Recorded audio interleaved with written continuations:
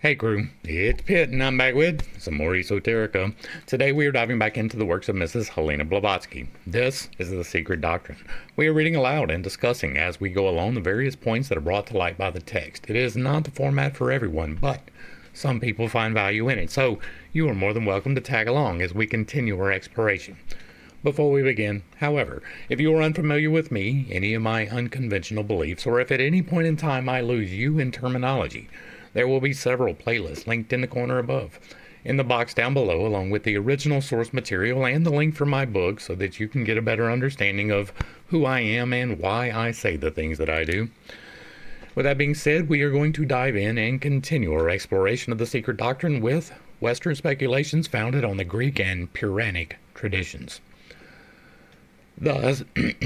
Thus, it becomes natural to find that, on even such meager data as have reached the profane historian Rudbeck, a Swedish scientist, tried to prove about 2 centuries ago that Sweden was the Atlantis of Plato. That is dumb. He thought, even, that he had found in the configuration of ancient Uppsala the situations and measurements given by the Greek sage of the capital of Atlantis. There's somebody that thinks that right now about the Eye of the Sahara, even though none of the measurements actually match. The topographical does not meet up, but yet still people find wherever they want what they want. As Bailey proved, Rudbeck was mistaken, but so was Bailey likewise, and still more. For Sweden and Norway had formed part and parcel of ancient Lemuria. No, it didn't. And also of Atlantis on the European side, just as eastern and western Siberia and Kamchatka had belonged to it on the Asiatic. Alright, we're going to hit it again because she didn't have the knowledge then. That is fine, right? But today we can't go forward with this situation. Lemuria is based entirely upon the speculation, right? The name Lemuria, which was what she was talking about, right? She was talking about this scientist who was speculating about this continent. That didn't exist prior to the 1800s. That word was not a thing. She took his speculations about this and claimed it for what she already believed from the Puranas and the Vedas. And that's fine, do what you want. But she completely mistook the reference, right? His reference was specifically for a continent that had sunk underneath the waters off the coast of India, between India and Africa, right? That whole Gulf of India right there is the part that he is calling Lemuria, and that is because of lemurs and the distribution of them in the local areas. She has taken that to mean that this continent that she believes existed, and that's fine, you can believe that, was this, but there is no reason whatsoever to believe that. And if this continent did exist, and I do believe that it did, see again the 12,000 year disaster cycle, I do believe that it existed. I believe that it was contemporaneous with Atlantis. Now, I don't have any factual information upon which to base that. That is based upon speculations about these things that I have read. But it absolutely did not include Sweden.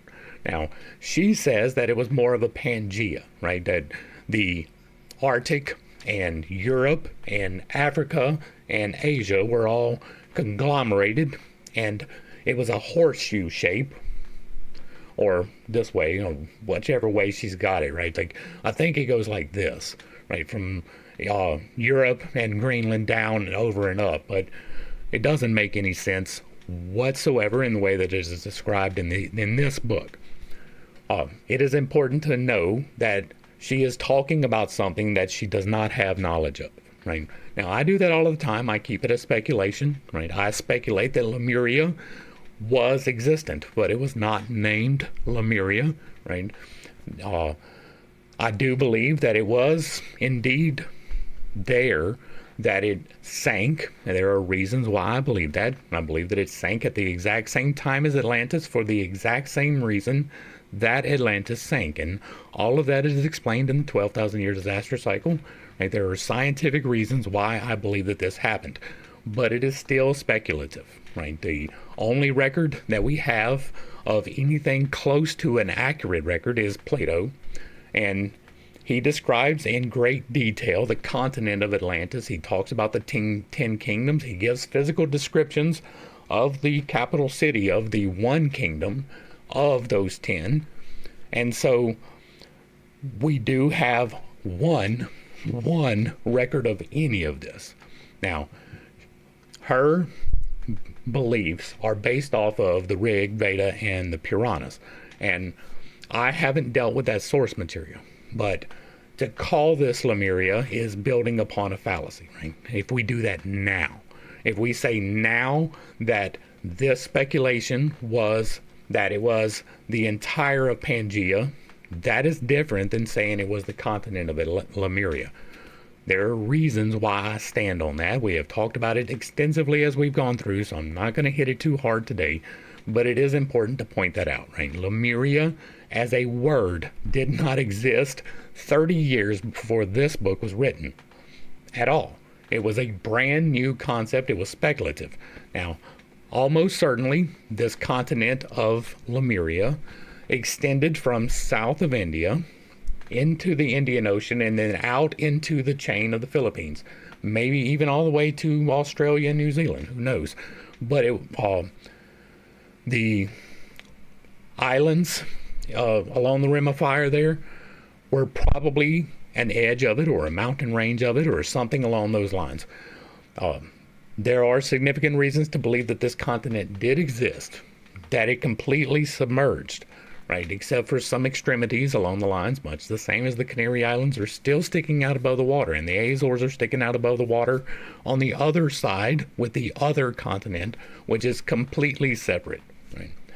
And so we don't have any factual information upon which to base this. Now, there is a discovery recently of a continent there, right, where I'm talking about, not where she's talking about.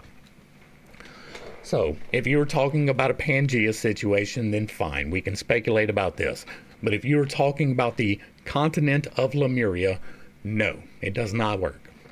And you can flame me in the comments if you want, you're wrong. Only, once more, when was it? We can find out approximately only by studying the Puranas, if we will have naught to do with the secret teachings. 3/4 of a century have already elapsed since Captain, now Colonel Wilford, brought forward his fanciful theories about the British Islands being the White Island, the Atala of the Puranas. This was sheer nonsense, as the Atala is one of the 7 Dweepas, or islands, belonging to the Nether Locus, one of the 7 regions of Patala, the Antipodes. Moreover, as Wilford shows, the Puranas, footnote, as Wilford shows, there it is. Wilford makes many mistakes. He identifies, for instance, Svetodweepa, the White Island, the island in the northern port of Toyambahudi with England, and then tries to identify it with Atala, a nether region, and Atlantis. Now, the former is the abode of Vishnu, esoterically, and Atala is hell. He also places it in the Euxine, or Ixu, Black Sea, and then seems to connect it in another place, with Africa and Atlas. Moreover, as Wilford shows, the Puranas place it on the 7th zone, or 7th climate, rather on the 7th measure of heat, which thus locates it between the latitudes of 24 and 28 degrees of north. It is then to be sought on the same degree as the Tropic of Cancer, whereas England is between the 50th and 60th degree of latitude. Wilford speaks of it as Atala, Atlantis, the White Island, and in Volume 8 of Journal of Asiatic Researches, page 280, its enemy is called the White Devil, the Demon of Terror, for he says, in there, the Hindu and Mohammedan, romances, we see Caicos going to the mountain of Asburj, at the foot of which the sun sets, to fight the Devsefid, or White Devil, the Taradaita of the Puranas, whose abode was on the 7th stage of the world, answering to the 7th zone of the Buddhist, or the White Island. Now, here, the Orientalists have been, and are still, facing the Sphinx's riddle, the wrong solution of which will never destroy their authority, if not their persons, will ever destroy their authority, if not their persons, in the eye of every Hindu scholar, even those who are not initiates.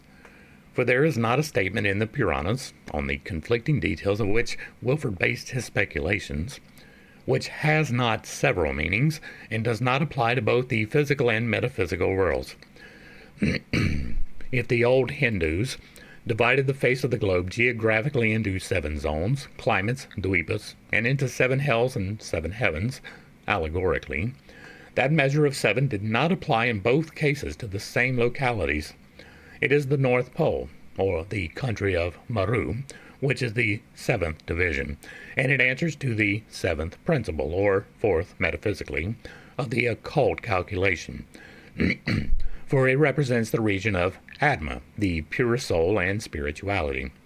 Hence, Pushkara is now shown as the 7th zone, or Dweepa, which encompasses the Kashira Ocean, or Ocean of Milk, the ever-frozen white region, in the Vishnu and other Puranas.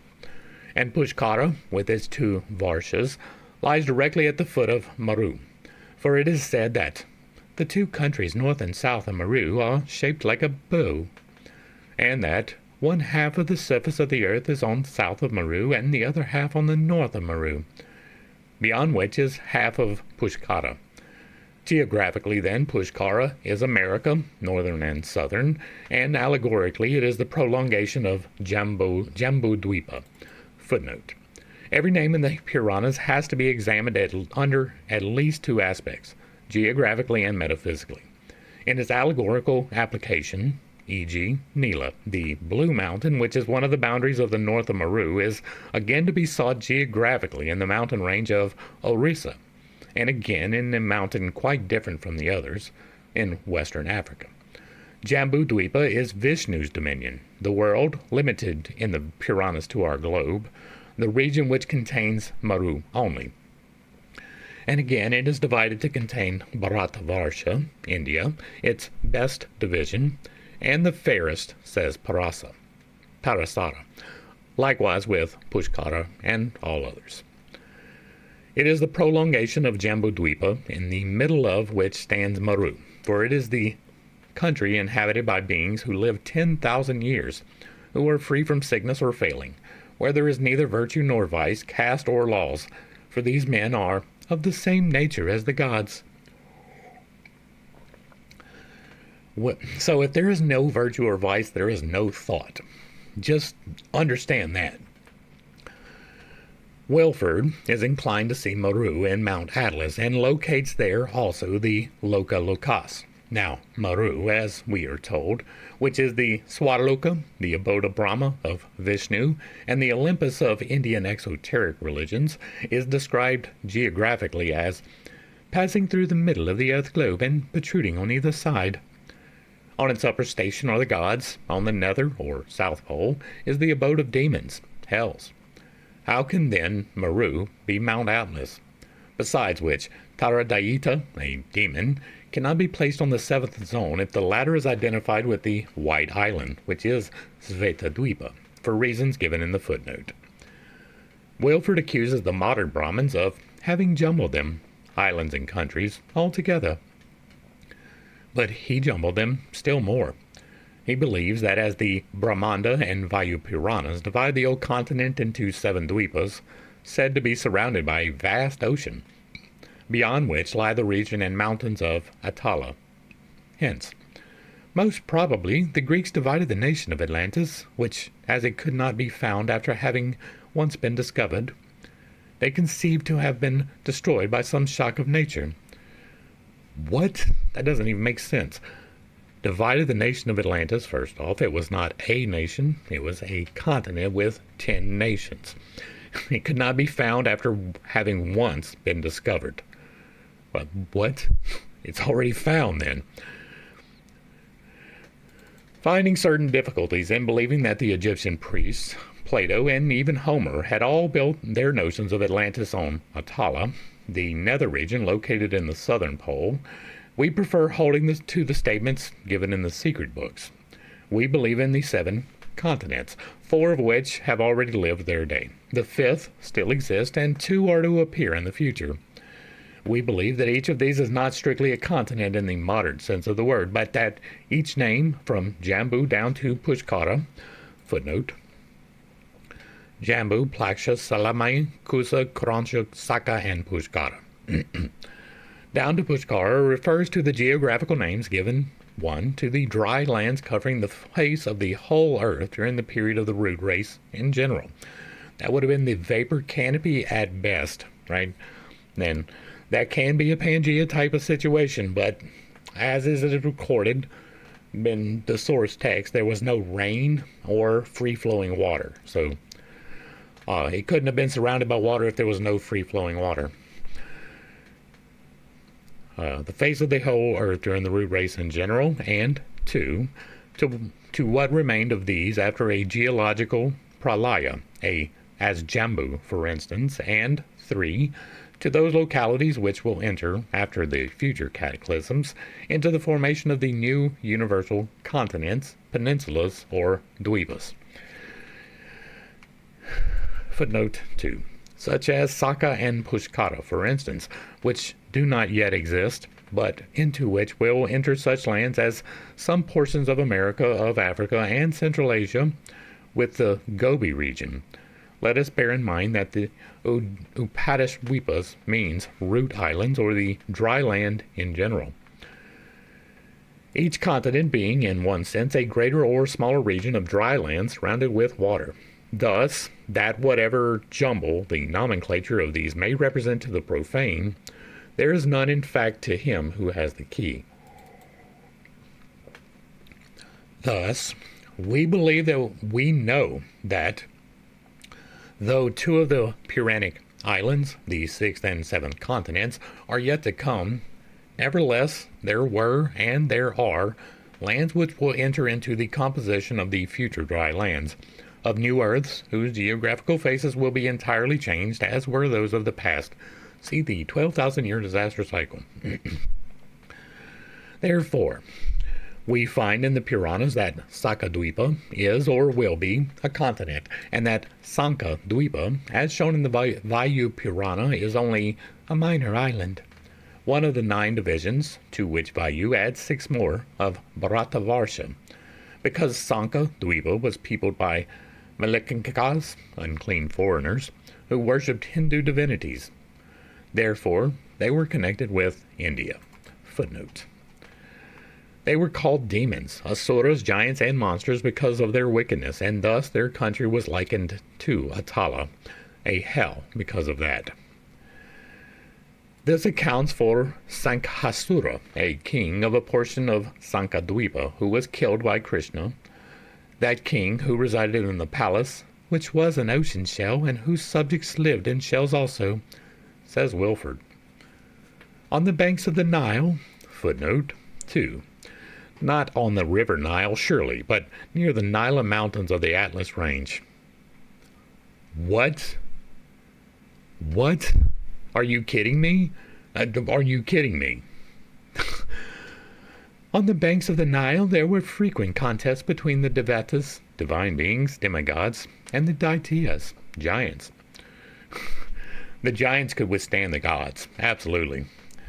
But the latter tribe, having prevailed, their king, Sankhasura, who resided in the ocean, made frequent incursions in the night.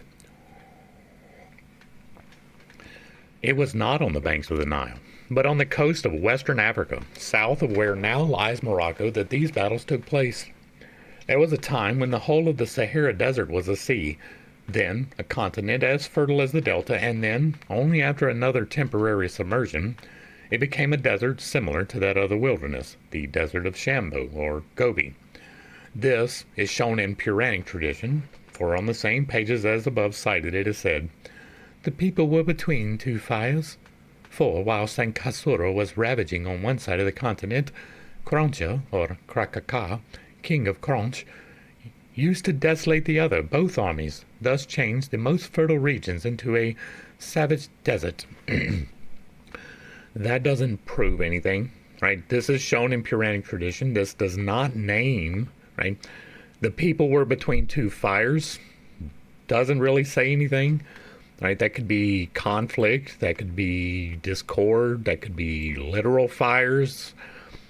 For while Sankasura was ravaging one side of the continent, Krancha or Krakaka, king of Kranch, used to desolate the other. Like, this doesn't say what you think it does. Like, I would have to see the original text, right, to see what context she is pulling this out of. But this, what she has included in this book, proves absolutely nothing, right? It is at best a side-handed reference, right? There's no reference to what continent. There's no reference to where it was. There's no reference to the peoples that are on it, right? It says there were people, the people between the two. Who is the king of Crunch? That's the first time I've seen Cruncha. I'm pretty sure. I don't think I've seen. So that's just like it doesn't say what you think it says. Does change the most fertile regions into a savage desert. So the armies created the Sahara. Is that what you're trying to say? That the armies changed it? That the armies made it this? That the armies did this? Right? Like, even in the worst nuclear devastation, it's not going to create a desert. Right? That's not going to happen. You can have nuclear glass form. You can have distortions in the landscape. You can have genetic mutations, but it's not going to create a desert. Right? Deserts are created by climate. Climate is created by the earth. The earth is moving. There are definite changes happening every single day, and some of those are quite drastic. Once again, see the 12,000-year disaster cycle, and it explains this. Now, I am fully convinced, right, that the desert of Sahara was probably once underwater, at least partially. Maybe not where Morocco is now, but definitely where Mauritania is, and that whole area was underwater at one point. It could have been the entirety of Saharan Africa. I doubt that for reasons that are described by Plato, right? The Egyptians recorded that they recorded these cycles for at least 4 times, right? At least 4 of these destructive cycles were in the same place, right? That same place wasn't underwater during it. Some places go underwater every time, some places don't every time. It is entirely possible that the time that the Sahara was indeed a savanna was when Atlantis and Lemuria were above water and parts of the Sahara was underwater. Right? Now, the exact mechanics of that I do not have. It is purely speculative, but there are reasons. 12,000-year disaster cycle, which would explain this much better. It explains the Gobi, it explains the Sahara, it explains the Mississippi River Valley, right? There are things that are explained, but this is not how it is explained. Back to the text. That not only the last island of Atlantis spoken of by Plato, but a large continent. Plato spoke of a large continent. Like, it annoys me to no end that this is a repeated pattern in this book, because I have done Plato in the Ancient Lore playlist, which will be linked up here. You can find Timaeus and Critias, where we talked about Atlantis in the only recorded like, it's a fourth-hand account, so it's not a first-hand account, but it is the closest we have to a first-hand account. And this is not what is said. Once again, Atlantis was a large continent, not just an island. Yes, it was surrounded by water. So is Australia. It is a continent, not an island. There were 10 kingdoms on it, not a single one. It was not a small island with just one kingdom on it. It was 10 kingdoms when it submerged. That seems to have escaped her, but yet she quotes Plato all of the time, incorrectly. But a large continent, first divided and then broken later on into 7 peninsulas and islands, called Dweepas, preceded Europe is shore. It covered the whole of the North and South Atlantic regions. That is impressive, as well as portions of the North and South Pacific. There is no reason to believe that whatsoever, and had islands even in the Indian Ocean, relics of Lemuria. The claim is corroborated by Indian Puranas, Greek writers of the Asiatic, Persian, and Mohammedan traditions. No, what it says is that the earth has changed. We have seen that, right?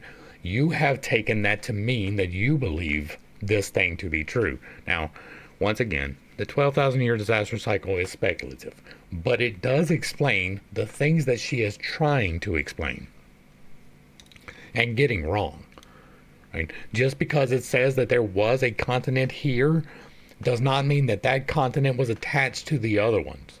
And that's not, whatever. I haven't dealt with the Vedas, so I don't know for sure. But by what she is saying, right, by the misquoting of Plato, by the misusing of Lemuria, these things absolutely lend me to not give credit. Back to the text. Wilford, who confuses sorely the Hindu and Mussulman legends, shows this, however clearly, and its facts and quotations from the Puranas give direct and conclusive evidence that the Aryan Hindus and other ancient nations were earlier navigators than the Phoenicians, who are now credited with having been the first seamen that appeared in the post-Diluvian times. This is what is given in the Journal of the Asiatic Society. Well, we do know that the Phoenicians were not the first, but other than that, right, it is entirely possible that there was sea navigation over there. Right? That is entirely possible. As a matter of fact, it is entirely likely. In their distress, the few nations who survived in the war between Devatas and Daityas raised their hands to Bhagavan. Let him who can deliver us be our king, using the word eat, a magic term not understood by Wilford evidently, which echoed through the whole country. Then comes a violent storm. The waters of the Kali are strangely agitated. When there appeared from the waves a man, afterwards called Ait, at the head of a numerous army, saying, Abhayan, no fear, and scattered the enemy. The king, Ait, explains Wilford, is a subordinate incarnation of Marira, a form of Rudra, probably, who re-established peace and prosperity throughout all Swankadipa, through Barbardesa, Hisanthan, and Aswathan, and Arabia, etc., etc. Surely, if the Hindu Puranas give a description of wars on continents and islands situated beyond Western Africa and in the Atlantic Ocean, if their writers speak of barbarous and other peoples, such as Arabs, who were never known to navigate or cross the Kalapanin, the black waters of the ocean, in the days of the Phoenician navigation, then their Puranas must be older than those Phoenicians, placed at 2,000 to 3,000 years BC. At any rate, those traditions must have been older. Footnote. Says Wilford of the division of Atlantis and Bharata or India, confusing the two accounts, and Priyavarata and Madhatiti. The division was made by Priyavarata. He had 10 sons, and it was his intention to divide the whole world in the same manner Neptune divided Atlantis between his 10 sons. One of them had the extremity of the Atlantis, which is probably the old continent. This Atlantis was overwhelmed by a flood, and it seems that by Atlantis we should understand the antediluvian earth, over which 10 princes were born to rule, according to the mythology of the West, and of the East also. But 7 only of them sat upon the throne. Some also are of the opinion that of the 7 Dweepas, 6 were destroyed by a flood. Wilford takes it to be Gades, which included Spain, but it was Plato's island rather. And again, no. In the above accounts, writes an adept, the Hindus speak of this island as existing and in great power. It must therefore have been more than 11,000 years ago. Close to 12. Well, 12 from now, so. But another calculation and proof may be adduced of the great antiquity of these Hindu Aryans who knew of, because they had once dwelt in it, and described the last surviving island of Atlantis, or rather of that remnant of the eastern portion of the continent which had perished soon after the upheaval of the 2 Americas. That is probable. Footnote. America, the New World, is thus, though not much older, still it is older than Europe, the Old World. See, there you're making assumptions that are not necessarily correct. Right? I believe in some wild things. The 12,000-year disaster cycle is one of those, and the Earth turns, right? If you weren't familiar with that, fall back. Part of that process, when it turns, the isostatics change and the shape of the Earth will change. It is not a perfect sphere, but is rather ovoid, right? It is not circular. It is kind of squished. That is due to centripetal motion. When the Earth changes, that squish is going to change as well. It'll be like this, and then it'll turn like this, and then it'll squish out like that. When it goes like this, when it squishes out like that for the next time, some places that are above water right now are going to sink. Some places that are below water right now are going to rise. The Mississippi River Valley, in my estimation, when Atlantis sank, the Mississippi River Valley rose. The same is true with Saharan Africa or sub-Saharan Africa. Right? Maybe even Europe. I don't know. But there are reasons to believe that this does happen. And if it does happen, it explains much better than this. Right? To say that the Americas were older than Europe, that's something you can say, but I don't know how you could possibly even attempt to prove that, since we have remnants of life here prior to the Diluvian period, and there are remnants of that exact same type of life, if not the exact same species, recorded in Europe from the exact same time period, if not the exact same species. And so that throws a little bit of shade onto what you believe here. Back to the text. The two Varshas of Pushkara, this may be demonstrated, moreover, on an astronomical calculation by an adept who criticizes Wilford. Doing math about speculation does not really prove anything. Right? You can go back, you can go back right now. There is a program called Stellarium. You can go back and run the calculations in astronomy as far back as you care to. Now, it gets a little bit wonky when you get past a certain point. There are reasons for that. But it is a generally very good tool. You are not going to be able to prove through anything in Stellarium that the two continents rose or sank or anything. You will not find any evidence whatsoever from those calculations. For one, the observation of them is going to be a little bit different, depending on the orientation of the planet. So if the planet did indeed turn, right, it's going to throw the records off a little bit, and things will be different. That's not even to say that it did turn, right? I do believe that it did, but you cannot prove through astronomical observations, calculations, speculations, anything, that continents rose or sank. Like, it's just simply not going to be a thing that you can do. An astronomical calculation by an adept. So somebody who already believes. For recalling what the Orientalist had brought forward concerning the Mount Ashburj, at the foot of which the sun sets, where was the war between the Devatas and the Daitiyas. Footnote 2. If Div or Defsafids, the Tara Daitiyas abode, was on the seventh stage, it is because he came from Pushkara, the Patala antipodes of India, or from America. The latter touched the walls, so to say, of Atlantis, before the latter sank finally. The word Patala, meaning both the antipodal countries and the infernal regions, thus became synonymous with ideas and attributes as well as in name. He says, we will consider then the latitude and longitude of the lost island and of the remaining Mount Ashburj. It was on the seventh stage of the world, i.e. in the seventh climate, which is between the latitude of 24 degrees and the latitude of 28 degrees north. This island, the daughter of the ocean, is frequently described as lying in the west, and the sun is representing as setting at the foot of its mountain.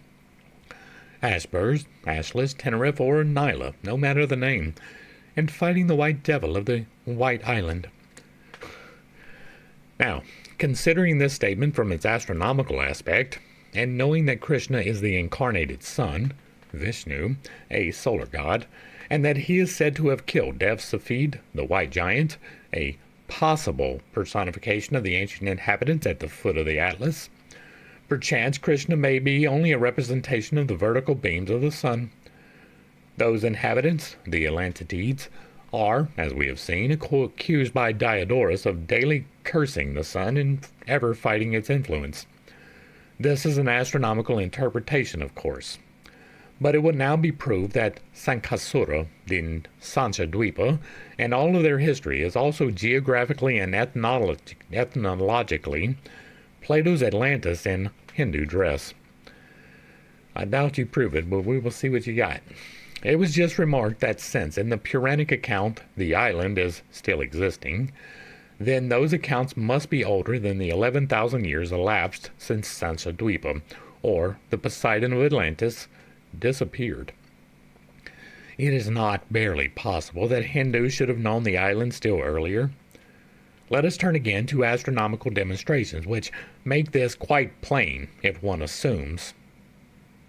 Makes it quite plain if one assumes, according to the said adept, that at the time when the summer tropical colure passed through the Pleiades, when Coriolanus would be upon the equator, and when Leo was vertical to Ceylon at sunset, then would Taurus be vertical to the island of Atlantis at noon. This explains perhaps why the Sinhalese, and I don't have enough astrology to dispute this, but I am willing to bet that this explains that. This explains, perhaps, why the Sinhalese, the heirs of the Rakshasas and giants of Lanka and the direct descendants of Singha, or Leo, became connected with Sanchadvipa, or Poseidonus, Plato's Atlantis. Only as shown by Mackey's Sphinxiad, I'd looked that up, you cannot find it. This must have been occurred about 23,000 years ago, so 2 cycles, astronomically, at which time the obliquity of the ecliptic must have been rather more than 27 degrees, and consequently Taurus must have passed over Atlantis or Sanchadvipa, and that it was so is clearly demonstrated. And again, that is probably explained by this a little bit better than that. The sacred bull Nandi was brought from Bharata to Sancha to meet Rishabha, Taurus, every kalpa. But when those of the White Island, who descended originally from Svetadvipa, footnote 1, neither Atlantis nor yet Sanchadvipa was ever called White Island, when tradition says that the White Island became black on account of the sins of the people, it only means the denizens of the White Island, or Siddhapura, or Svetadvipa, who descended to the Atlantis of the 3rd and 4th races to inform the latter, and who, having incarnated, became black with sin, a figure of speech. All of the avatars of Vishnu are said to come originally from the White Island. According to Tibetan tradition, the White Island is the only locality which escapes the general fate of the other Dvipas, and can be destroyed neither by fire nor water, for it is the eternal land. Now, pay attention to this, right? This cannot be destroyed, escapes the general fate and can be destroyed by neither fire nor water. That is talking about the 12,000-year disaster cycle. I mean, there is a cycle, Plato records it, of alternating fire and water events, right? One is a great fire that comes down and changes the entire topography of the planet. And the other one is a great flood that comes and changes entirely the topography of the planet. Plato records 4 instances of this, and that there were more, right? You people only remember the one, is what is said by the priest to Solon's uncle. And so there were many of these. 4 were recorded.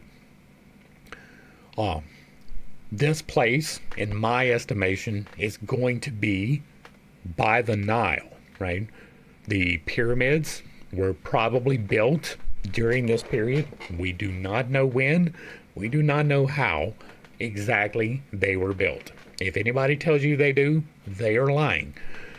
I speculate that this is a remnant from then, and it is my estimation that it is placed in alignment with Orion in the manner that it is because sometimes the planet is not in that alignment. And so that is going to give us an understanding, right? Now, that configuration, the various pyramids, are going to survive either flood or fire. Both of those. It is recorded that they were in this place when these things happened, and they recorded them while they were still in that place.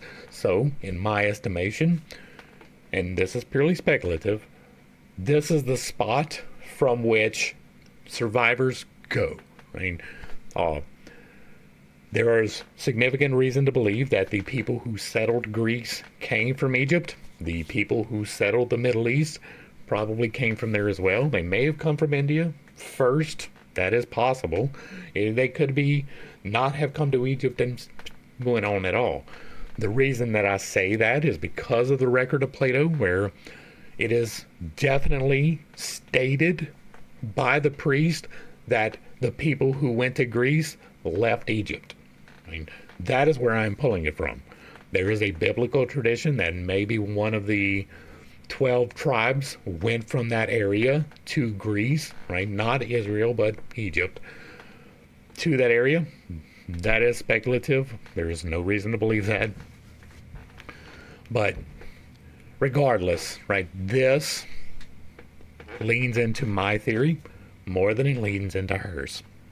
Again, right, once you have the key of the turning of the planet, some of this stuff is better explained than the speculations that are given.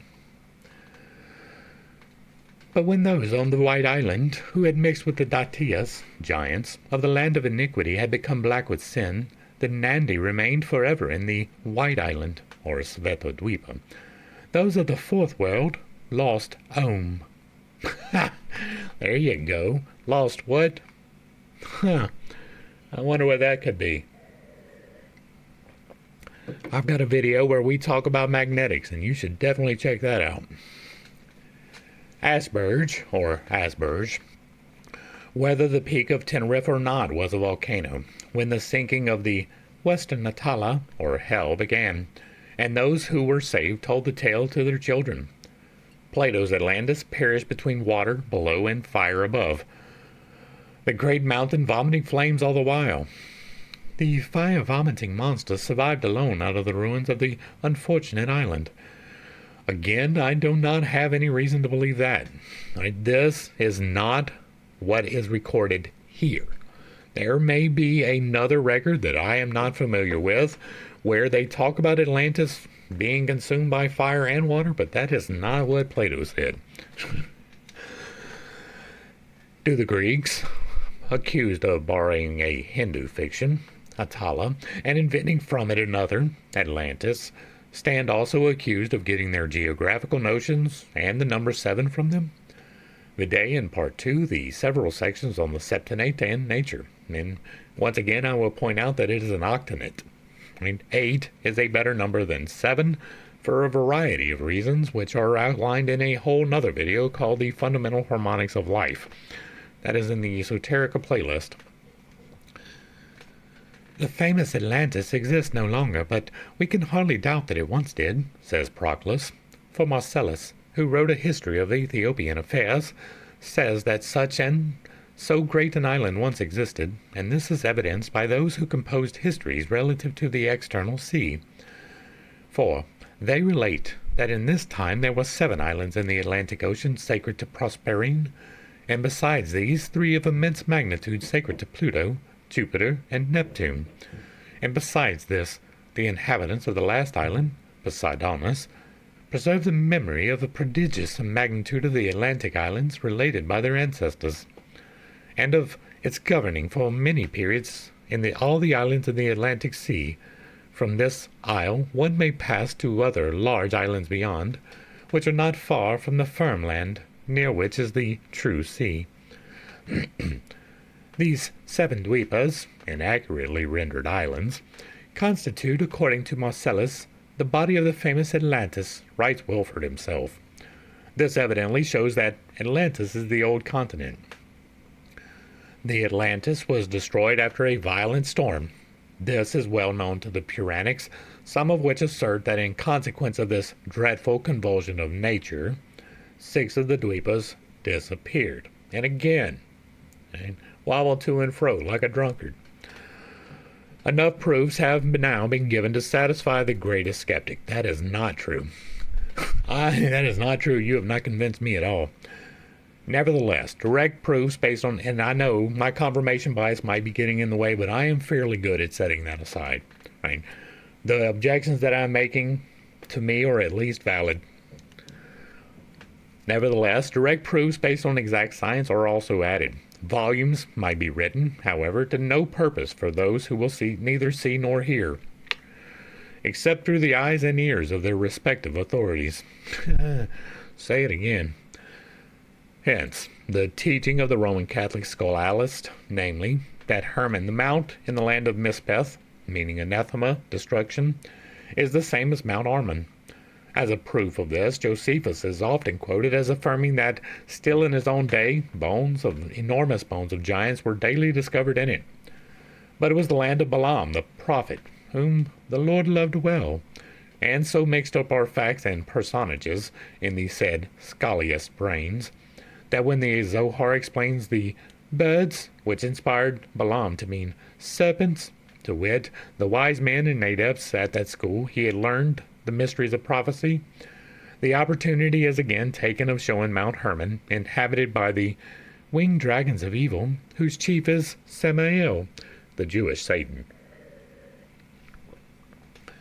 It is to those unclean spirits chained on Mount Hermon of the desert that the scapegoat of Israel, who assumed the name of one of them, was sent. We say it is not so. The Zohar has the following explanation on the practice of magic, which is called in the Hebrew Nehashim, or the serpent works. It says, it is called Nehashim because the magicians, practical Kabbalists, work surrounded by the light of the primordial serpent, which they perceive in heaven as a luminous zone composed of myriads of small stars, which means simply the astral light, so called by the Martinist, by Eliphas Levi, and now by all the modern occultists. The curse, from a philosophical point of view. The foregoing teachings of the secret doctrine, supplemented by universal traditions, must now have demonstrated that the Brahmanas and Puranas, the Yathas and other Mazdean scriptures, down to the Egyptian, Greek, and Roman, and finally to the Jewish sacred records, all have the same origin. None are meaningless and baseless stories invented to entrap the unwary profane. All are allegories, intended to convey, under a more or less fantastic veil, the great truths gathered in the same field of prehistoric tradition. Space forbids us from entering, in these 2 volumes, into further and more minute details with respect to the 4 races which preceded our own. But before offering to the student the history of the psychic and spiritual evolution of the direct antediluvian fathers of our 5th, Aryan, humanity, and before demonstrating its bearing upon all the other side branches grown from the same trunk, we have to elucidate a few more facts. It has been shown on the evidence of the whole ancient literary world and the intuitional speculations of more than one philosopher and scientist of the later ages, that the tenets of our esoteric doctrine are corroborated by inferential as well as direct proofs in almost every case, that neither the legendary giants, nor the lost continents, nor yet the evolution of the preceding races are quite baseless tales. In the addenda, which close this volume, science will find itself more than once unable to reply. They will, it is hoped, finally dispose of every skeptical remark with regards to the sacred number in nature and our figures in general. Check out 8. Meanwhile, one task is left incomplete, that of disposing of the most pernicious of all the theological dogmas, the curse under which mankind is alleged to have suffered ever since the supposed disobedience of Adam and Eve in the Bower of Eden. Creative powers in man were the gift of divine wisdom, not the result of sin.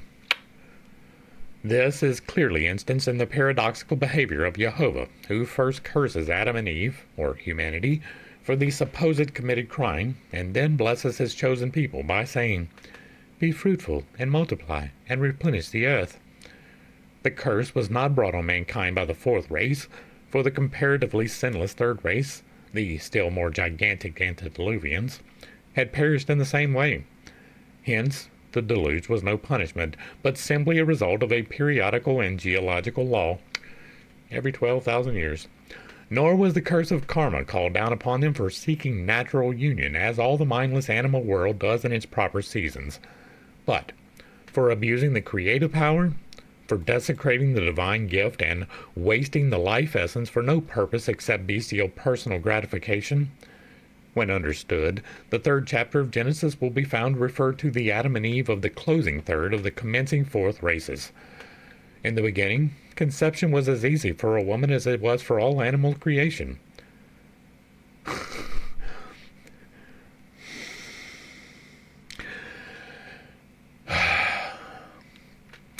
You're contradicting yourself, right? She has stated many times that in the garden, prior to, they were hermaphrodite, right? They didn't have sex, they didn't have children prior to the fall. After the fall, they did. They were separated into sexes. You are contradicting yourself once again in this text, right? I'm not a fan of contradictions inside of the text. That was the whole problem with the Bible study. The direct contradictions contained within the same text. There is no reason to believe that there was reproduction in the Garden of Eden from the scriptural text at all. You can believe that if you want. That is not what is intimated. What is intimated is that they got knowledge of the good and evil, and part of that was sexual activity and procreation. But they were not given leave to procreate until after the expulsion from the garden. That is a thing, right? You don't have to believe it to quote it correctly. In the beginning, conception was as easy for women as it was for all animal creation. Nature had never intended that woman should bring forth her young ones in sorrow. Since that period, however, during the evolution of the fourth race, there came enmity between its seed and the serpent's seed, the seed or product of karma and divine wisdom. For the seed of woman, or lust, bruised the head of this seed of the fruit of wisdom and knowledge, by turning the holy mystery of procreation into animal gratification. Hence, the law of karma bruised the heel of the Atlantean race by gradually changing physiology, morally, physically, and mentally, the whole nature of the fourth race of mankind. Footnote. How wise and grand, how far-seeing and morally beneficent are the laws of Manu on connubial life when compared with the license tacitly allowed to man in civilized countries. That those laws have been neglected for the last 2 millennia did not prevent us from admiring their forethought. The Brahmin was a Gorasta, a family man, till a certain period of his life, when, after begetting a son, he broke with married life and became a chaste yogi, which lets you know that he was not balanced. Yes, I am directly stating that. His very connubial life was regulated by his Brahmin astrologer in accordance with his nature. Therefore, in such countries as the Punjab, for instance, where the lethal influence of Mussulman and later on of European licentiousness has hardly touched the orthodox Aryan castes, one still finds the finest men, so far as stature and physical strength go, on the whole globe, whereas the mighty men of old have found themselves replaced in the Deccan, and especially in Bengal, by men whose generation becomes, with every century, and almost with every year, dwarfed and weakened. Once again, we have put on considerable stature as a human species since the days of Mrs. Blavatsky. That's kind of important considering that last statement of hers. The whole nature of the fourth race of mankind until, from the healthy king of animals, animal creation of the third race, man became in the fifth R race, a helpless, scrophulous being, and has now become the wealthiest heir on the globe to constitutional and hereditary diseases, the most consciously and intelligently bestial of all animals. Footnote 2. Diseases and overpopulation are facts that can never be denied. We are not overpopulated. We are not overpopulated now. We were definitely not overpopulated then. Diseases, however, we do have stupid diseases. Herpes is a stupid disease. If you have it, you can pass it on to someone else, which continues it. If you have it, you shouldn't be participating in things. Those are the people who should be chased, right? There are many of those diseases. We have brand new ones now. AIDS, right? So we can't argue the disease part, but we can definitely argue the overpopulation part. You can take Every single human being on the entirety of the planet right now, over 3 billion of them, pushing 4, and you can put them into Texas, the state of Texas, the entirety of the population, put them into Texas, and you can give all of them a half-acre lot. I don't think we're overpopulated. Do you think we're overpopulated? If you think we're overpopulated, in light of that fact that I just gave you, drop it in the comments down below. We are not overpopulated. We were definitely not overpopulated in 1888. This is the real curse from the physiological standpoint, almost the only one touched upon in the Kabbalistic esotericism. Viewed from this aspect, the curse is undeniable, for it is evident. The intellectual evolution in its progress, and in its progress hand in hand with the physical, has certainly been a curse instead of a blessing. That is a mindset, right? That is that victim mindset that I am always talking about. Right? We are meant to overcome things, but that does not mean we are cursed. A gift quickened by the Lords of Wisdom, who have poured on the human manas the fresh dew of their own spirit and essence. The divine Titan has then suffered in vain, and one feels inclined to regret his benefaction to mankind, and sigh for those days so graphically depicted by Aeschylus in his Prometheus Bound, when at the close of the first Titanic age, the age that followed that of ethereal man, of the pious Kendu and Pramloka, nascent physical mankind, still mindless and physiologically senseless, is described as, seeing, they saw in vain. Hearing they heard not, but like shapes in dreams. Through the long time all things at random mixed. Our saviors, the Agnishwata and other divine sons of the flame of wisdom, personified by the Greeks in Prometheus, footnote 3, in Miss Anna Swanwick's volumes, The Dramas of Aeschylus, it is said of Prometheus Bound that Prometheus truly appears in it as the champion and benefactor of mankind, whose condition is depicted as weak and miserable in the extreme. Zeus, it is said, proposed to annihilate these puny ephemerals and to plant upon the earth a new race in their stead. We see the Lords of Being doing likewise, and exterminating the first product of nature and the sea. In the stanzas, Prometheus represents himself as having frustrated this design and as being, consequently, subjected, for the sake of mortals, to the most agonizing pain inflicted by the remorseless cruelty of Zeus. We have thus the Titan, the symbol of finite reason and free will, of intellectual humanity, or the higher aspect of Manas, depicted as the sublime philanthropist, while Zeus, the supreme deity of Hellas, is portrayed as the cruel and obdurate despot, a character particularly revolting to Athenian sentiment. The reason for it is explained further on. The supreme deity bears, in every ancient pantheon, including that of the Jews, a dual character, composed of light and shadow, because of the law of balance. What's up here?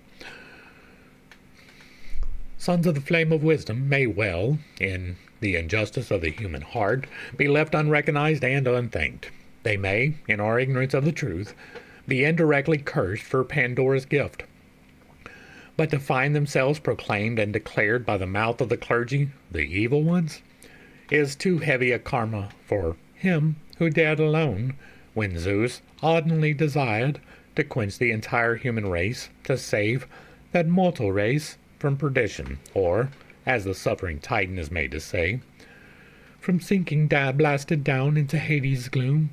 For this by the dire tortures I am bent, grievous to suffer, piteous to behold, I, who did mortals pity. The chorus, remarking very pertinently, vast boon was this thou gavest unto mortals? Prometheus answers, Yea, and besides 'twas I that gave them fire. Chorus, Now have now these short-lived creatures flying might fire? Prometheus, Aye, and by it full many arts will learn. But with the arts the fire received has turned into the greatest curse. The animal element and consciousness of its possession has changed periodical instinct into chronic animalism and sensuality. Footnote 1. The animal world, having simple instinct to guide it, has its seasons of procreation, and the sexes become neutralized during the rest of the year. Therefore, the free animal knows sickness but once in its life, before it dies. That is not true, right? On a couple of different levels. Most animals have a season of fertility, right? We call it heat or rut or whatever, but not all. There are animals that procreate recreationally. They do it whenever they want to. It is not all of them by a long shot. I'm not even going to bother naming the ones that do, but there are some that do, besides humans. Also, some animals get sick and recover. That is the thing that happens. It is not they only get sick when they die. That is foolish. That is stupid. And I don't use the word stupid often, but sometimes it really fits. I do not view it as a curse. Anybody referring to it as a curse automatically has it wrong with me, so. It is this which hangs over humanity like a heavy funeral pall. Thus arises the responsibility of free will, the titanic passions which represent humanity in its darkest aspect.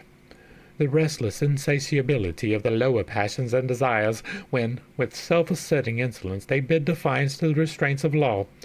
And once again, you are meant to balance the virtues and vices, not exclude either one. Footnote 2. Introduction to Prometheus Bound.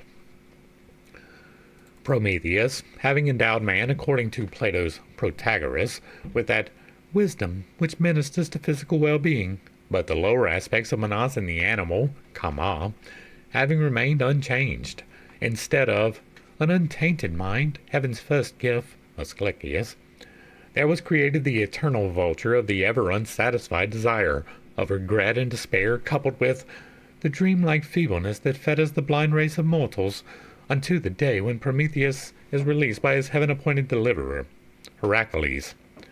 Now, Christians, Roman Catholics especially, have tried prophetically connect this drama with the coming of Christ. No greater mistake could be made. The true theosophist, the pursuer of divine wisdom and worshipper of absolute perfection, the unknown deity which is neither Zeus nor Jehovah, will demur to such an idea. Pointing to antiquity, he will prove that there never was an original sin, but only an abuse of physical intelligence, the psychic being guided by the animal, and both putting out the light of the spiritual. He will say, all ye who can read between the lines, study ancient wisdom in the old dramas, the Indian and the Greek.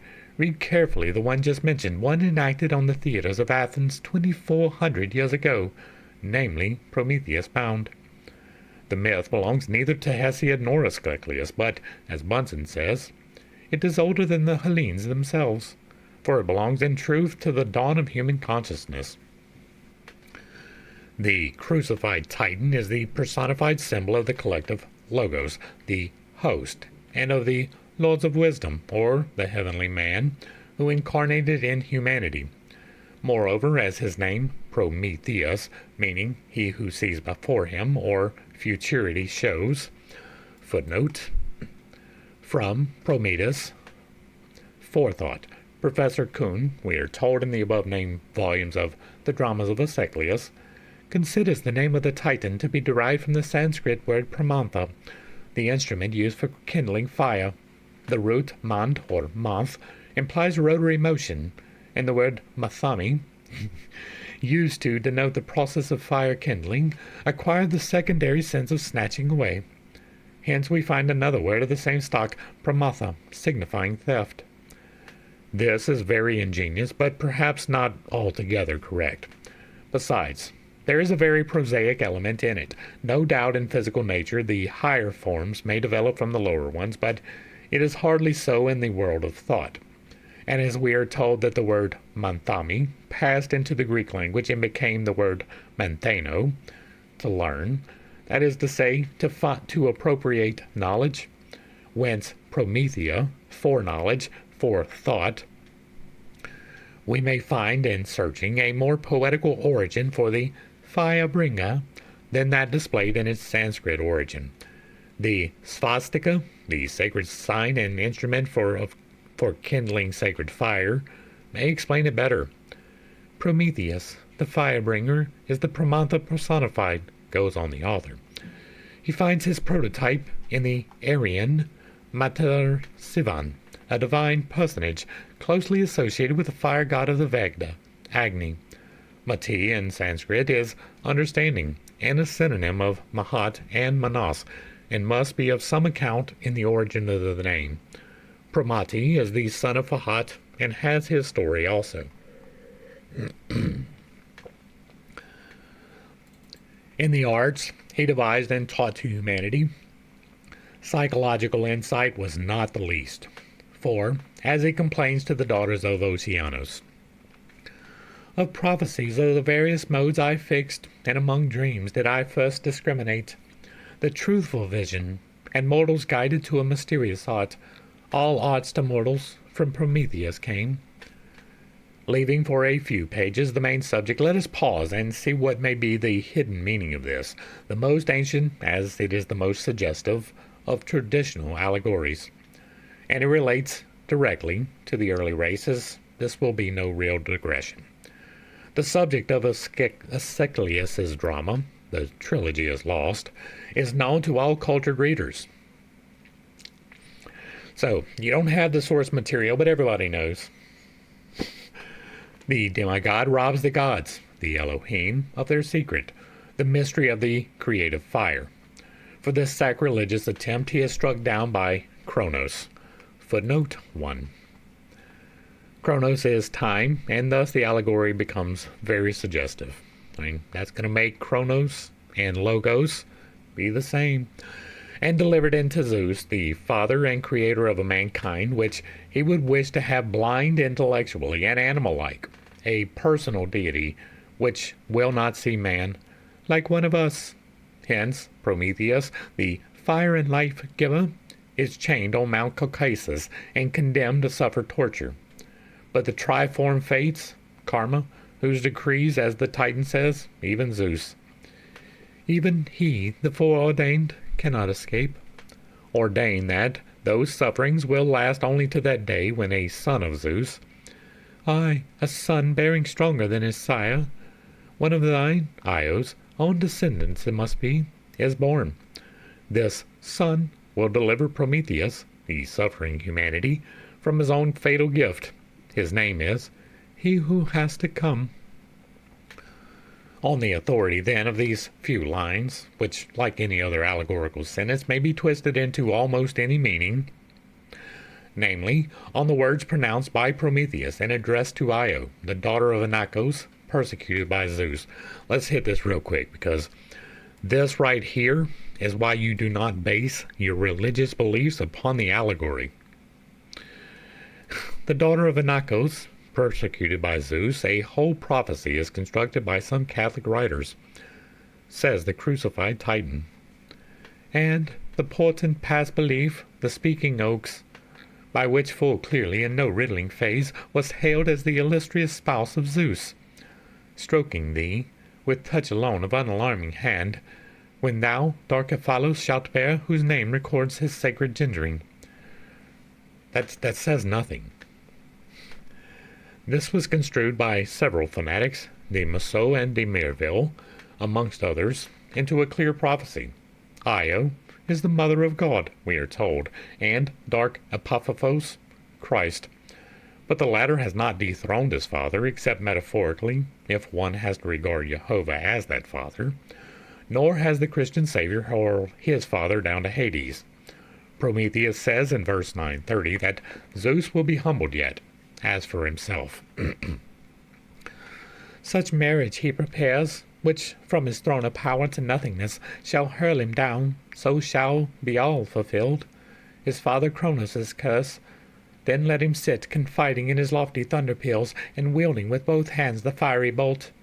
For these shall not avail, but fail he shall, a fall disgraceful, not to be endured. Dark Epaphos was the Dionysos Sabazius, the son of Zeus and of Demeter, in the Sabacean mysteries, during which the father of the gods, assuming the shape of a serpent, begot on Demeter Dionysos, the solar Bacchus. Io is the moon, and at the same time the Eve of a new race, and so is Demeter in the present case. The Promethean myth is a prophecy indeed, but it does not relate to any of the cyclic saviors who have appeared periodically in various countries and among various nations, in their transitory conditions of evolution. It points to the last of the mysteries of cyclic transformations, in the series of which mankind, having passed from the ethereal to the solid physical state, from spiritual to physiological procreation, is now carried onward, on the opposite arc of the cycle, towards that second phase of its primitive state, when woman knew no man and human progeny was created, not begotten. That state will return to it, and to the world at large, when the latter shall discover and really appreciate the truths which underlie this vast problem of sex. It will be like the light that never shone on sea or land, and has come to man through the Theosophical Society. That light will lead on and up to the true spiritual intuition. Then, as expressed once in a letter to a Theosophist, the world will have a race of Buddhas in Christ, and for the world will have discovered that individuals have it in their own powers to procreate Buddha-like children or demons. No, when that knowledge comes out, all dogmatic religions, and with these the demons, will die out. If we reflect upon the serial developments of the allegory and the character of the heroes, the mystery may be unriddled. Kronos is, of course, time in his cyclic course. He swallows his children, the personal gods of exoteric dogmas included. He is swallowed instead of Zeus, his stone idol, but the symbol has grown and has only developed in human fancy as mankind was cycling down towards its physical and intellectual, not spiritual, perfection. When it is as far advanced in its spiritual evolution, Kronos will no longer be deceived. Instead of the stone image, he will have swallowed the anthropomorphic fiction itself. Because the serpent of wisdom, represented in the Sabazian mysteries by the anthropomorphized logos, the unity of spiritual and physical powers, will have begotten in time, Kronos, a progeny. Dionysus Bacchus, or the dark Apophos, the mighty one, the race that will overthrow him. Where will he be born? Prometheus traces him to his origin and birthplace in his prophecy to Io. Io is the moon goddess of generation, for she is Isis and she is Eve, the great mother. Footnote. It is complained by the author of the version on and the translator of Prometheus Bound that in this tracing of Io's wanderings, no consistency with unknown geography is attainable. There may be good reason for it. First of all, it is the journey and wandering from place to place of the race from which the 10th, or Kalki avatar so-called, is to issue. This he calls the kingly race born in Argos. But Argos has no reference here to Argos in Greece. It comes from Arg, or Arca, the female generative power symbolized in the moon, the Navi-formed Arca of the mysteries, meaning the Queen of Heaven. Eustathius shows that, in the dialect of the Argians, Io signified the moon, while esotericism explains it as the divine androgyne, or the mystic 10.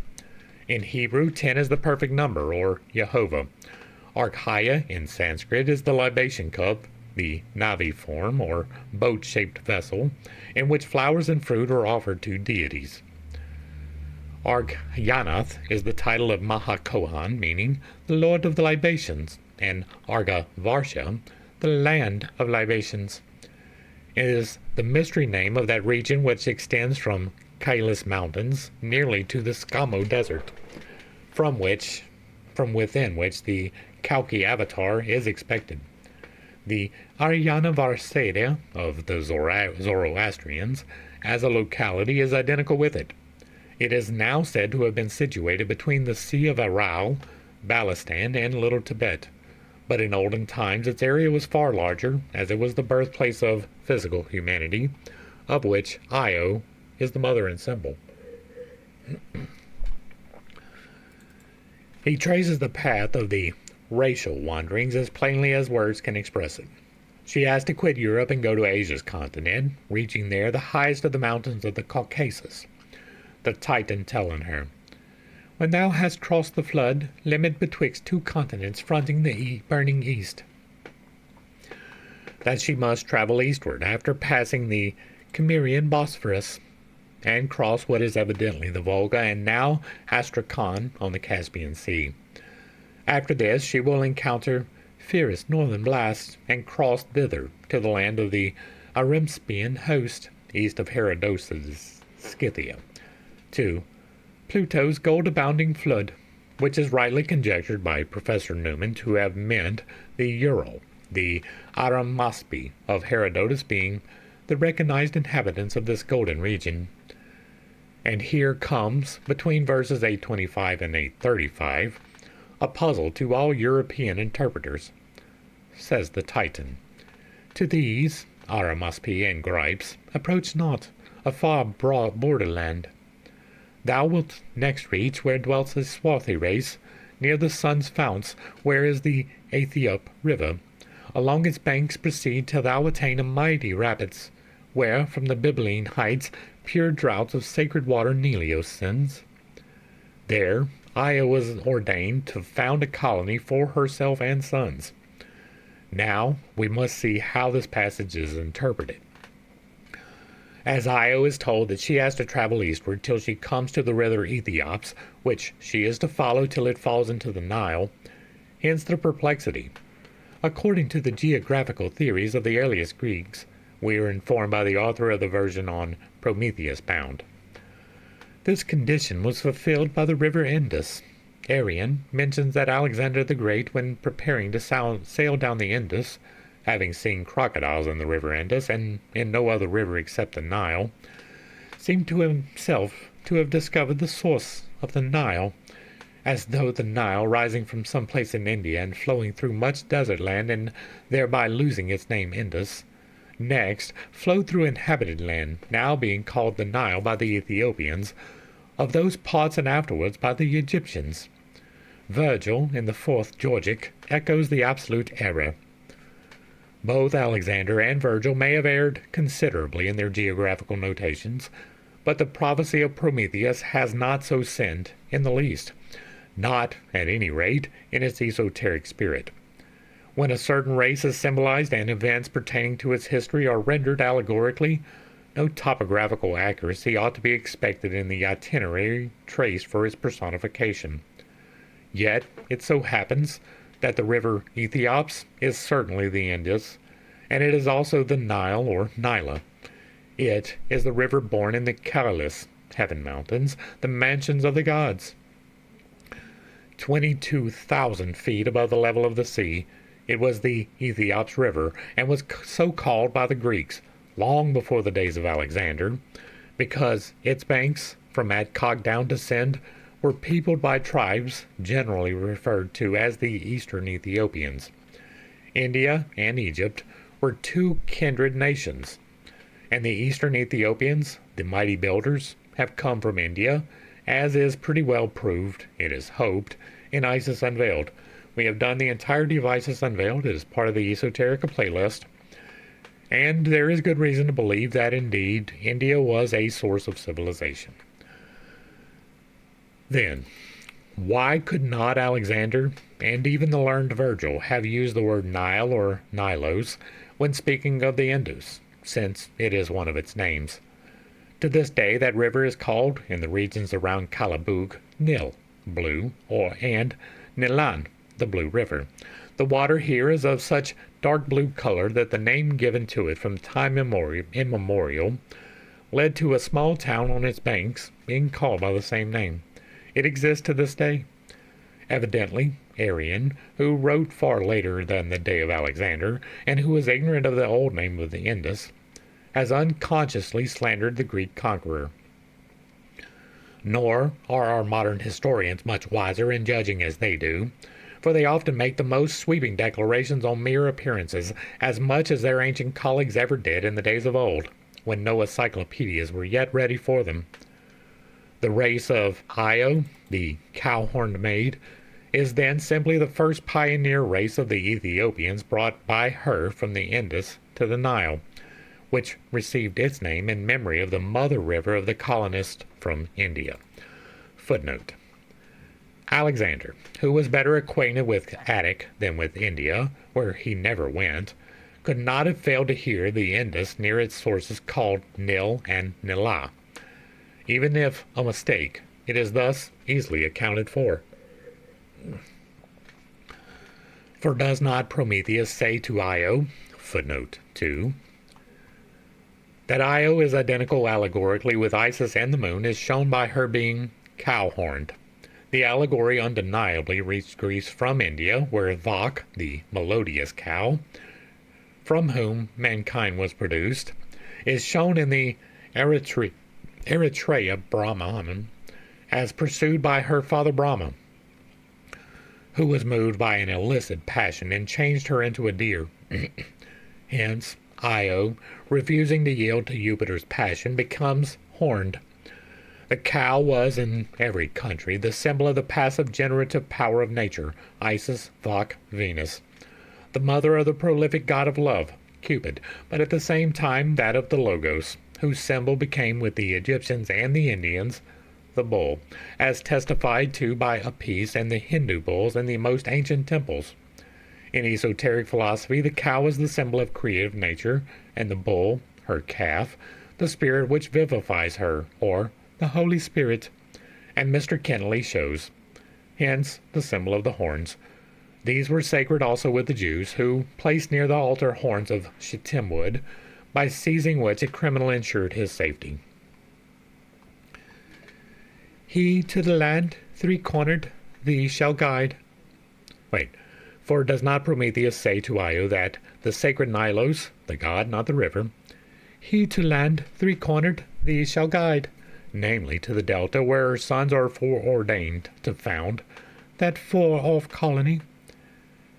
It is there that a new race, the Egyptians, will begin, and a female race, which fifth in descent from dark Epiphanos. 50 in number shall return to Argos. Then one of the 50 virgins will fall through love, and shall a kingly race in Argos bear. But from this seed shall doubtless heroes spring, both famous, who shall free me from these hills.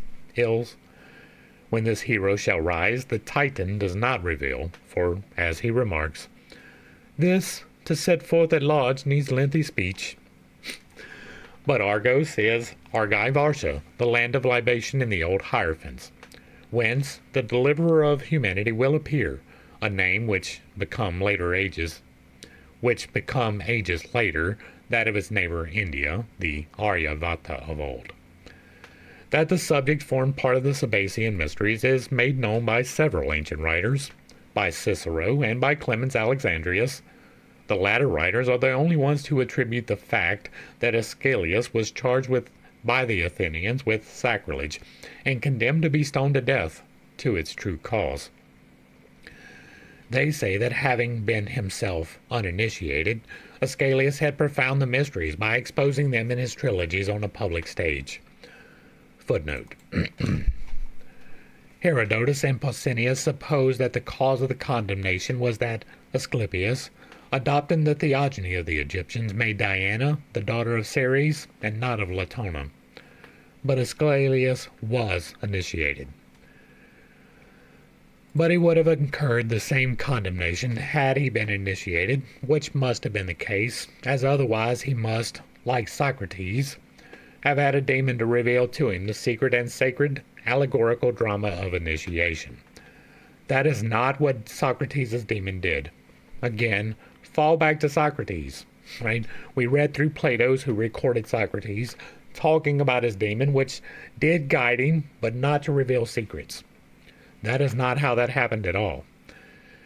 At all events, it is not the father of the Greek tragedy who invented the prophecy of Prometheus, for he only repeated in dramatic form that which was revealed by the priest during the mysteria of the Sabbacia.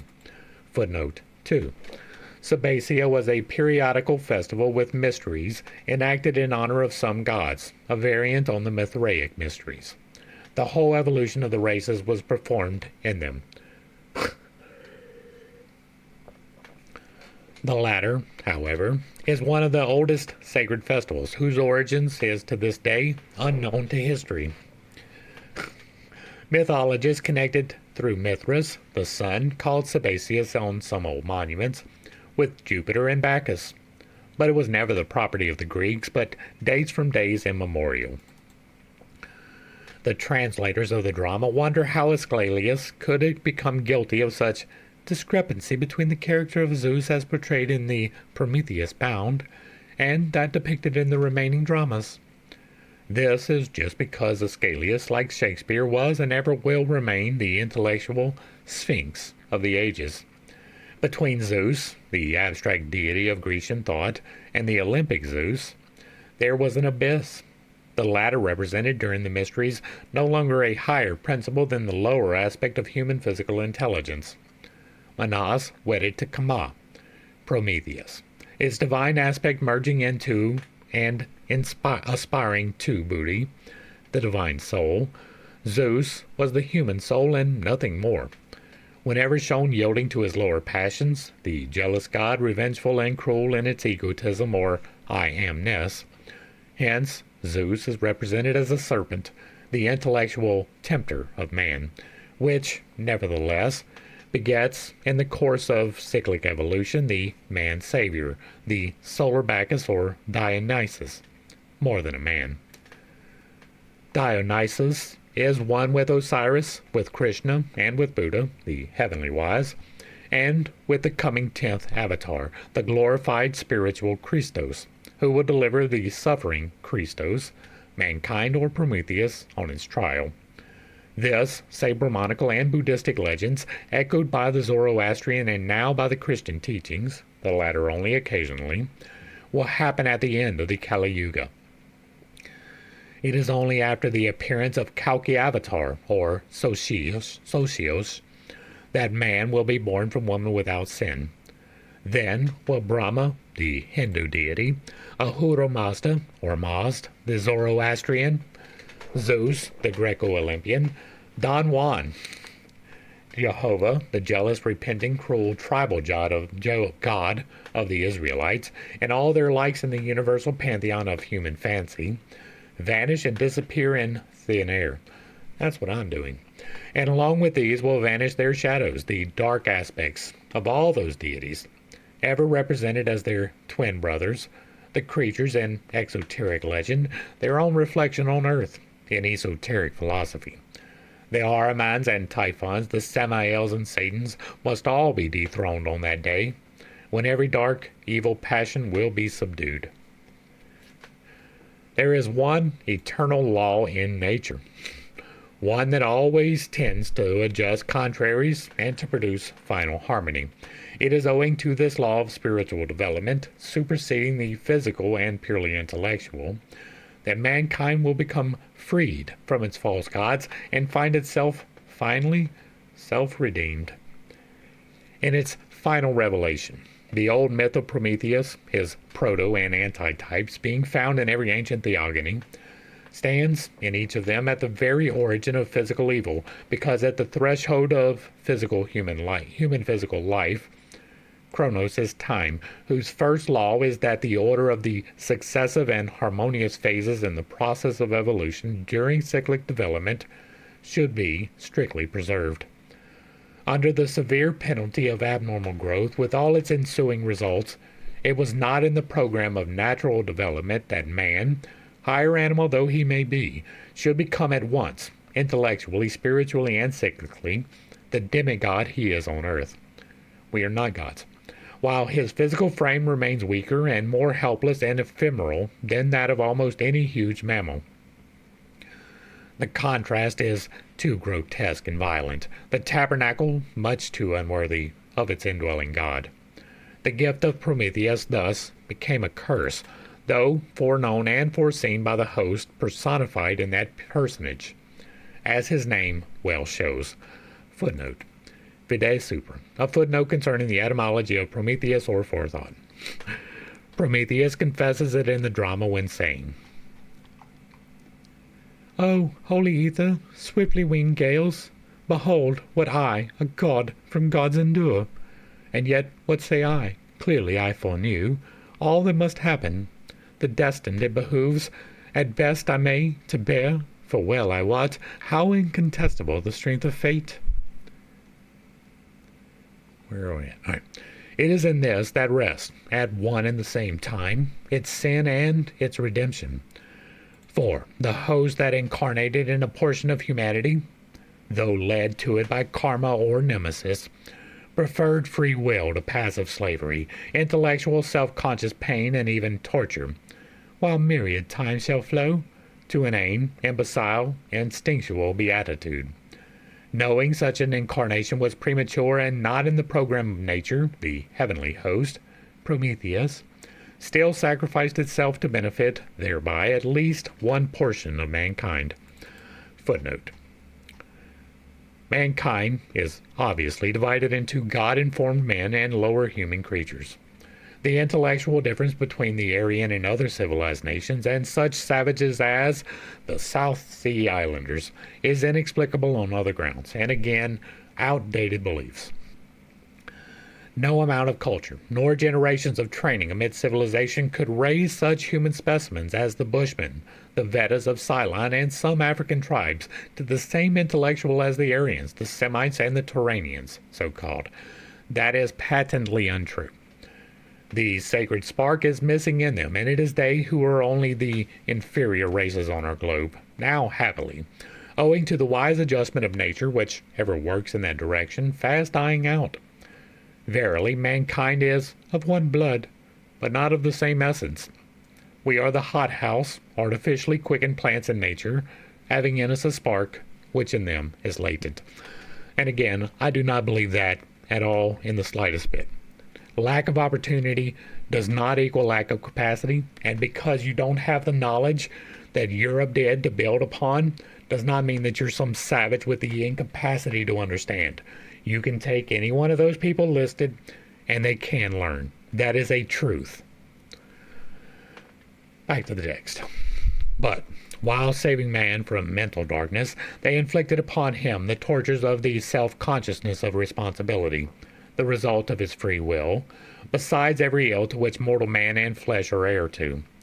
This torture Prometheus accepted for himself, since the host became, henceforward, blended with the tabernacle prepared for them, which was still unachieved at that period of formation. Spiritual evolution, being incapable of keeping pace with physical. Once its homogeneity was broken by the admixture, the gift thus became the chief cause, if not the sole origin of, evil. Footnote 2. The philosophical view of the Indian metaphysics places the root of evil in the differentiation of the homogeneous into the heterogeneous, of the unit into plurality. The allegory which shows Kronos cursing Zeus for dethroning him in the primitive golden age of Saturn when all the men were demigods, and for creating a physical race of men weak and helpless in comparison, and then, as delivering to his Zeus's revenge the culprit who despoiled the gods of their prerogative of creation and who thereby raised man to their level, intellectually and spiritually, is highly philosophical. In the case of Prometheus, Zeus presents the host of the primeval progenitors of the Ptah, the fathers, who created man senseless and without any mind, while the divine Titan stands for the spiritual creators, the Devas, who fell into generation. The former are spiritually lower but physically stronger than the Prometheans, therefore the latter are shown conquered. The lower host, whose work the Titan spoiled and thus defeated the plans of Zeus, was on this earth in its own sphere and plane of action, whereas the superior host was an exile from heaven, who had got entangled in the meshes of matter. They, the inferior host, were masters of all the cosmic and lower titanic forces. The higher Titan possessed only the intellectual and spiritual fire. This drama of the struggle of Prometheus with the Olympic tyrant and despot, sensual Zeus, one sees enacted daily within our actual mankind. The lower passions chain the higher aspirations to the rock of matter. to generate, in many a case, the vulture of sorrow, pain, and repentance. In every such case, one sees, once more, a god in fetters, anguish fraught, the foe of Zeus and hatred held by all. A god, bereft even of that supreme consolation of Prometheus, who suffered in self-sacrifice. For that to men he bare too fond a mind, as the divine Titan is moved by altruism, but the mortal man by selfishness and egoism. In every instance. So them giants were perfectly motivated by altruism. Is that what you're trying to tell me? Okay. The wild things, man. The modern Prometheus has now become Epimetheus, he who sees only after the event, because the universal philanthropy of the former has long ago degenerated into selfishness and self-adoration. Man will re-become the free Titan of old, but not before cyclic evolution has re-established the broken harmony between the two natures, the terrestrial and the divine, after which he becomes impermeable to the lower titanic forces, invulnerable in his personality, and immortal in his individuality, which cannot happen before every animal element is eliminated from his nature. When man understands that Deus non facit mortem, but that man has created it himself, he will re-become the Prometheus before his fall. For the full symbolism of Prometheus and the origin of his mythos in Greece, the reader is referred to Part 2 of this volume, chapter, A Second Key to Prometheus, etc. In the said part, a kind of supplement to the present portion, every additional information is given upon those tenets that will become the most controverted and questioned. This work is so heterodox, when confronted with the acknowledged standards of theology and modern science, that no proof which tends to show that these standards often usurp an illegal authority should be neglected. And that is going to bring us to the end of Western speculations founded on the Greek and Puranic traditions. Hopefully I brought a little bit of enlightenment and not too much confusion to a somewhat difficult series of topics. I understand I have some unconventional beliefs, and I have a tendency to step on toes when I relay those. It is not intentional, but it is not something that I apologize for. This, again, is just separating what we know from what we speculate, right? That is pretty much the entirety of this whole study. There are things that we do know, there are things that we speculate upon, and it is perfectly fine to speculate upon many things. You just can't claim them as fact. There are many things that I believe fully with my whole chest, and I will still tell you that it is speculation because it is not provable outside of me. I can relay my experience, I cannot give my experience, and that is a whole different level of understanding. Once you have been through it, you understand some things. When you have the keys, you can understand some more things. And many of the things that she makes assumptions about in this, I believe, through my speculations, are better explained by the 12,000-year disaster cycle. Now, there are two parts to that. One at 12,000 years, one at 6,000 years, right? One is a fire, one is a flood. 12,000 years ago was a fire. 6,000 years ago was a flood. Soon to be is another fire. That is speculative, but it is based upon trackable, traceable data. Things that we know factually, and I speculate based upon those things that we know factually. She was doing the best she could. I'm not putting ill aspersions upon her, but her understanding was not correct on many of these points, and I've pointed them out, so I'm not going to reiterate it here. If you like what I'm doing over here, let me know down below. Give me a like, a share, a follow, throw me a comment if you agree or disagree with anything that was stated here today. Put it in the box down below, and if it remains respectful, it gets to remain up. If there is another work you would like to see me read or discuss, put that in the box as well. And if you really like what I'm doing, hit me with that super thanks. Consider a membership or pick up a copy of my book. To the crew, thanks for hanging out. I appreciate every single minute that you are here with me, and I am praying for you every single day. Until next time, I love you. God loves you. You are perfect, whole, and complete, just the way that you are. And this has been Pitt's Take. Peace.